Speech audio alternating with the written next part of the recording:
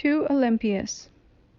Do not be anxious on my behalf, nor rack yourself with solicitude, on account of the severity of the winter, and the weakness of my digestion, and the incursions of the Isaurians. For the winter is only what it is wont to be in Armenia, nothing more need be said about it, and it does not very seriously injure me. For in anticipation of these things I have devised many plans for averting the mischief which might arise from them, keeping up a constant fire, setting screens about the chamber in which I live, using a large number of rugs, and staying always indoors. This indeed is irksome to me, if it were not for the benefit to be derived, for as long as I remain indoors I am not severely distressed by the cold. But if I am compelled to go out a little, and come in contact with the outer air, I suffer no small damage. Wherefore I beseech thee, dear lady, and entreat thee as a very great favor, to pay great attention to the restoration of thy bodily health. For dejection causes sickness, and when the body is exhausted and enfeebled, and remains in a neglected condition, deprived of the assistance of physicians, and of a wholesome climate, and an abundant supply of the necessaries of life, consider how great an aggravation of distress is occasioned thereby. Therefore I beseech you, dear lady, to employ various and skilled physicians, and to take medicines which avail to correct these conditions. For a few days ago, when I suffered from a tendency to vomiting, owing to the state of the atmosphere, I had recourse, amongst other remedies, to a drug which was sent me by my most discreet mistress, secretion, and I found that no more than 3 days' application of it cured my infirmity. I beseech you therefore to make use of this remedy also yourself, and to arrange that some more of it may be sent to me. For having again felt somewhat upset, I again had recourse to it, and completely cured my disorder. For it allays the deep internal inflammation, draws out moisture on the skin, causes a moderate degree of warmth, infuses no little vigor, and excites an appetite for food. And all these effects I experienced in the course of a few days. Let then my most honored lord the Count Theophilus be exhorted to take means to send some of this to me again, and do not be distressed at my wintering here, for I am in a much more comfortable and sounder state of health than I was last year, so that if you also would take the requisite care of yourself, you would be in a far more satisfactory condition.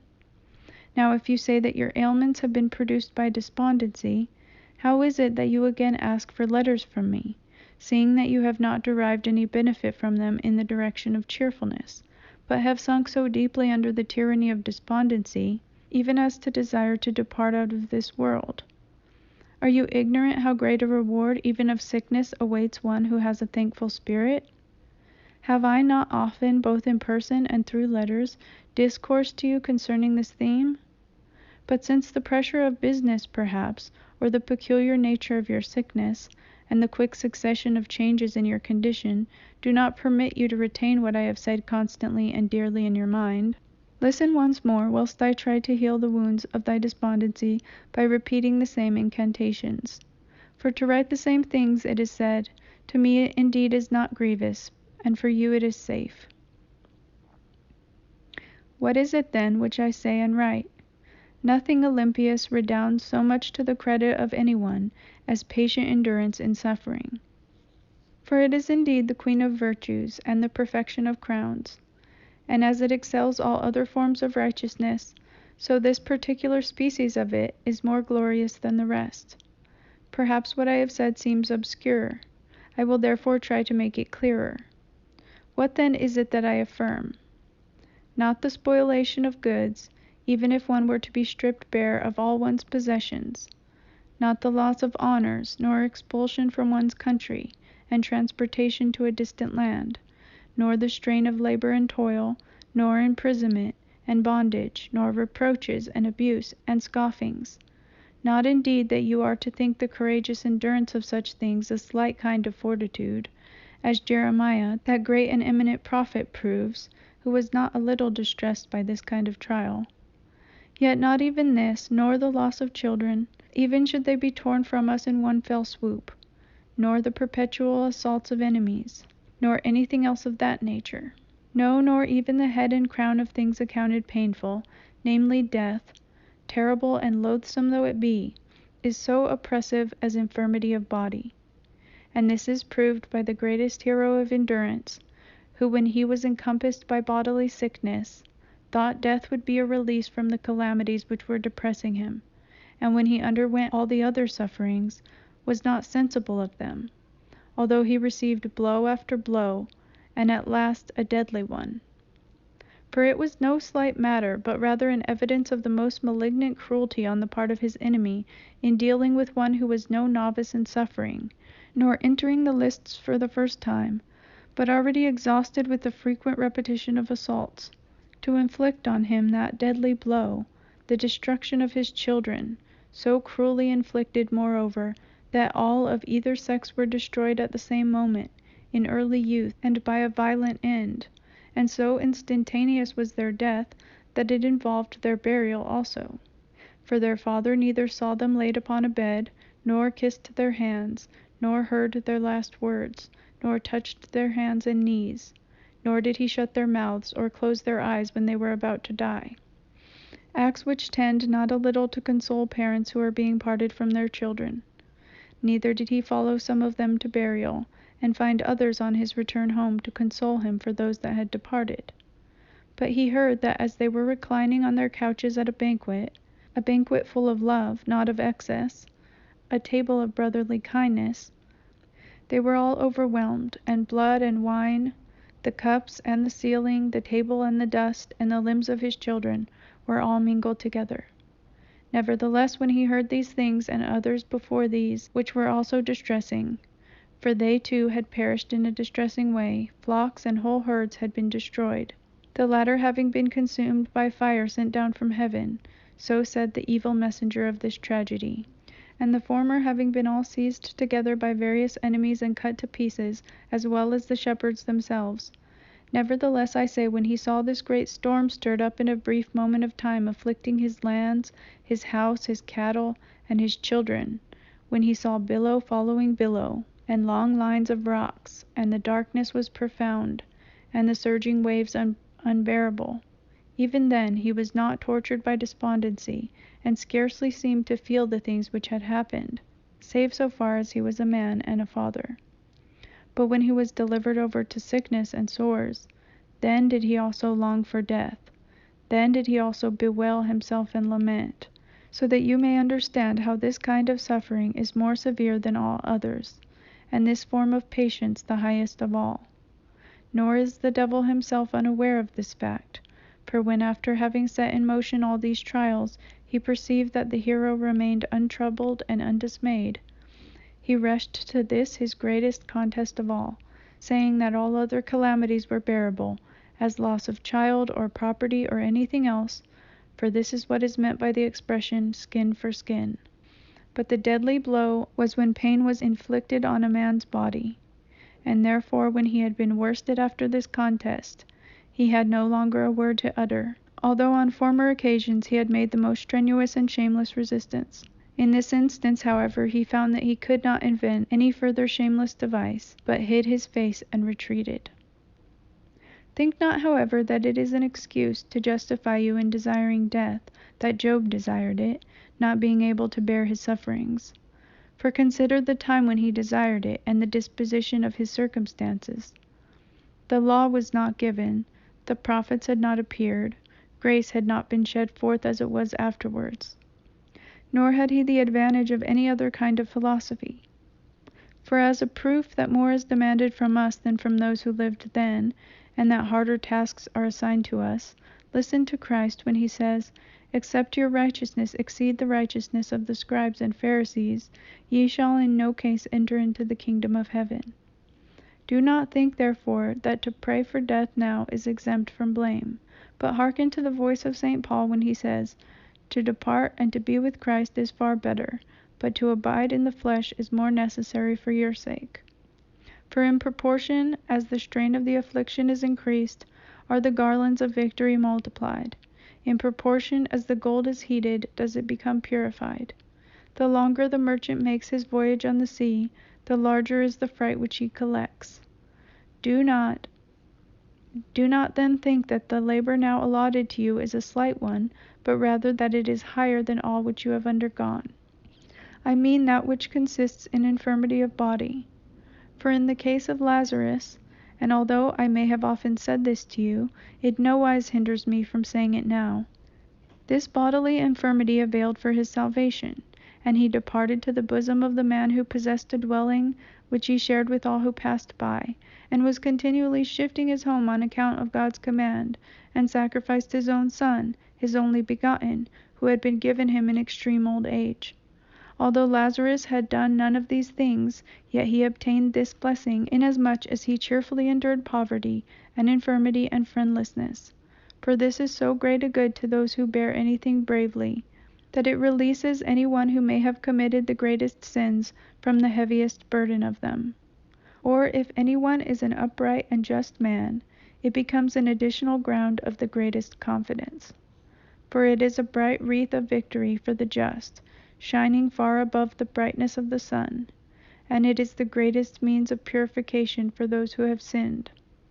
On this account Paul delivers the man who had made the incestuous marriage to destruction of the flesh, purifying him by this means. For as a proof that what was done did purify, even from so great a stain, hear his words, quote, that his spirit may be saved in the day of the Lord. And when he was accusing others of another very awful sin, that of partaking unworthily of the holy table, and those secret mysteries, and had said that such a person will be guilty of the body and blood of the Lord. Observe how he says that they also are purified from that grievous stain. Quote, therefore are many weak and sickly among you. And then by way of proving that they will not be confined to this condition of punishment, but that some profit will be derived from it, namely release from the penalties to which the sin is liable, he added, for if we would judge ourselves, we should not be judged. But now when we are judged, we are chastened of the Lord, that we should not be condemned with the world. Moreover, that they who have lived very righteously derive much benefit from such chastisement is plain from the case of Job, who was more illustrious after it than before, and from the case of Timothy, who although he was such a good man, and entrusted with such an important ministry, and made the circuit of the world with Paul, passed not 2 or 3 days, or 10, or 20, or 100, but many in succession in ill health, his body being very seriously enfeebled. Paul shows this where he said, quote, use a little wine for thy stomach's sake, and thine often infirmities. And he who raised the dead did not cure this man's infirmity, but left him in the furnace of this sickness, so that he might therefrom contract a very great abundance of confidence. For the lessons which Paul himself had enjoyed from his master, and the training which he had received from him, he imparted to his disciple. For although he was not subjected to bodily infirmity, yet he was buffeted by trials not less severe, which inflicted much physical pain. For there was given unto me, he says, a thorn in the flesh, a messenger of Satan to buffet me, meaning by this the blows, the bonds, the chains, the imprisonments, the being dragged about, and maltreated, and tortured by the scourges of public executioners. Wherefore also being unable to bear the pain occasioned to the body by these things, quote, for this I besought the Lord thrice here meaning many times, that I might be delivered from this thorn. And then when he did not obtain his petition, having learned the benefits of the trial, he held his peace, and rejoiced at the things which happened to him. Therefore, even if you remain at home and are set fast in bed, do not consider your life an idle one, for you undergo more severe pains than those who are dragged and maltreated and tortured by executioners, inasmuch as in this excessive infirmity of yours, you have a perpetual executioner residing with you. Do not, then, now desire death, nor neglect the means of cure, for indeed this would not be safe. On this account Paul also exhorts Timothy to take the greatest care of himself. As regards infirmity, then, enough has now been said. But if it is separation from me which causes your despondency, expect release from this. For I have not said this now merely to encourage you, but I am sure that it really will be the case. For if it were not destined to happen, I should long ago, so at least I think, have departed from this world, considering the trials which have been inflicted on me.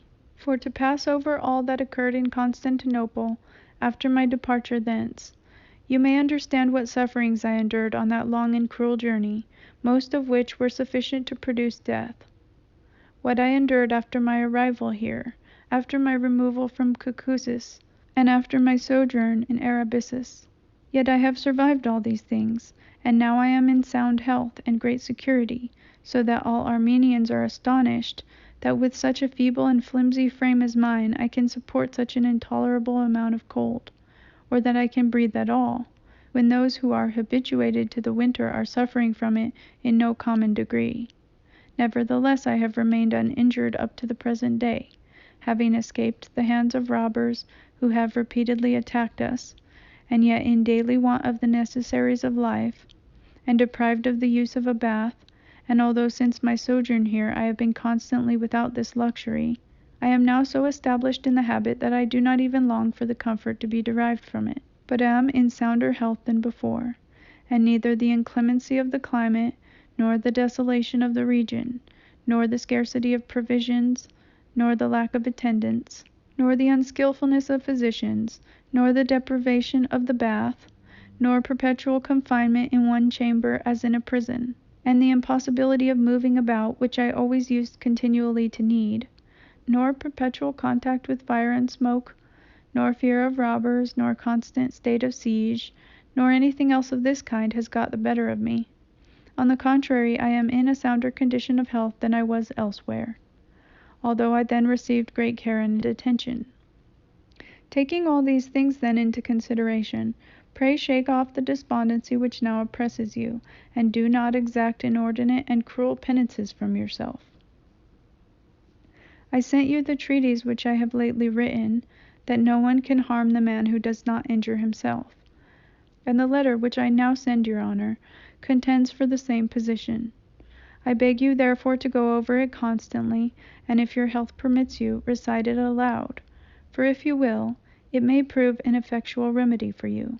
But if you are contentious with me, and do not try to cure yourself, and will not rouse yourself from these dismal swamps of despondency, in spite of the unlimited amount of advice and exhortation which you enjoy, I shall not on my part readily consent to send you frequent and long letters, if you are not to derive any benefit in the way of cheerfulness from them.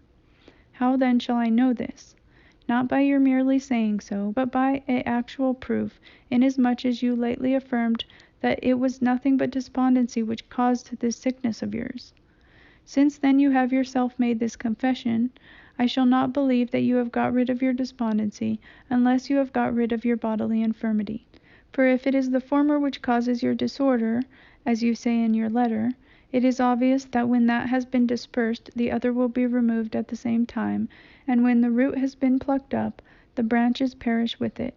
And if the branches continue flowering and flourishing and producing an unnatural amount of fruit, I cannot believe that you have been set free from the root of your distress. Therefore do not show me words but facts, and if you get well, you will see letters sent to you again exceeding the limits of former communications.